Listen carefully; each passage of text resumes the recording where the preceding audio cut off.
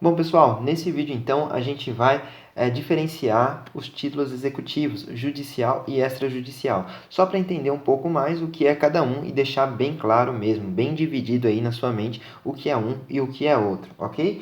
Vamos lá, então. Título executivo judicial. Aqui é a linha do processo, ok?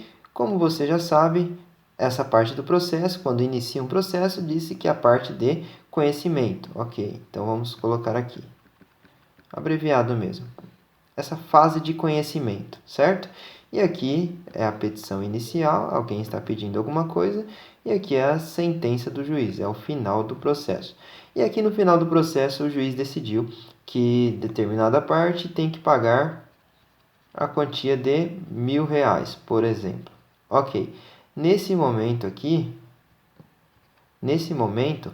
gera-se um título executivo judicial, certo? A sentença do juiz condenando a parte em pagar R$ 1.000. Aí essa parte ela tem um título executivo judicial. Pronto. Agora aqui inicia a fase de cumprimento da sentença. Ora, então a gente está falando de uma fase. Vejam que o processo é o mesmo. A linha aqui é a mesma. É uma fase de cumprimento da sentença, onde aqui no final dela tem-se o cumprimento. No caso aqui, o meu exemplo, o pagamento da quantia de R$ 1.000, certo? Então essa é a fase de cumprimento.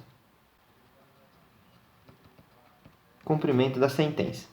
Pronto, então aqui a gente dividiu. No fim, a gente está falando o quê? Do processo de conhecimento, certo? Do processo de conhecimento dividido aqui nessas duas partes, nessas duas fases. Agora, quando a gente está falando, então, de título executivo extrajudicial, qual que é a diferença? Então, vamos lá.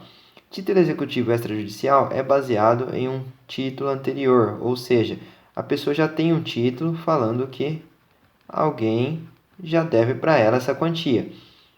Aqui, por exemplo, uma nota promissória. Está devendo essa quantia, não pagou, a pessoa leva esse título a juízo. Então, começa aqui.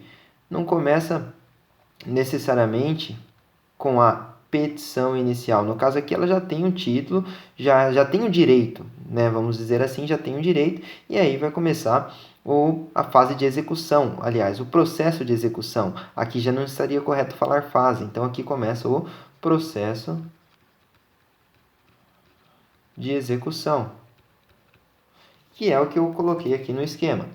Vamos lá. Judicial, quando a gente está falando de um título executivo judicial, inicia-se a fase de cumprimento da sentença. E aí, no extrajudicial, é o processo de execução, ok? Então, vamos lá. Só recapitulando, se eu tenho um título executivo judicial, eu falo que eu vou entrar aqui em um processo de execução? Não, aqui é a fase de cumprimento da sentença. Agora, se eu tenho um título executivo extrajudicial, aí eu posso falar que eu vou começar aí um processo de execução desse título, ok? E aí muda-se o nome das defesas também, para que você não confunda aí a defesa do réu, no caso aqui no título executivo judicial, é a impugnação, chama-se impugnação, ok? E a defesa aqui do executado, no título executivo extrajudicial, chama-se embargos à execução. Essas situações estão em artigos diferentes também. Impugnação, você vai encontrar as regras no artigo, se não me engano, 525, salvo engano. E no caso do embargos à execução, colocar dessa forma, embargos à execução, no artigo 914, salvo engano, eu não estou com o código aqui perto, mas se não me engano é isso ou seguintes, ok? Então, pessoal, essa é a diferença aí, título executivo, judicial e extrajudicial. O judicial representa uma fase de cumprimento, o extrajudicial representa um processo de execução, caso a pessoa queira cobrar e receber aquele título em juízo, ok? É isso, pessoal, espero que tenham gostado e que tenha facilitado aí para vocês. Até o próximo vídeo.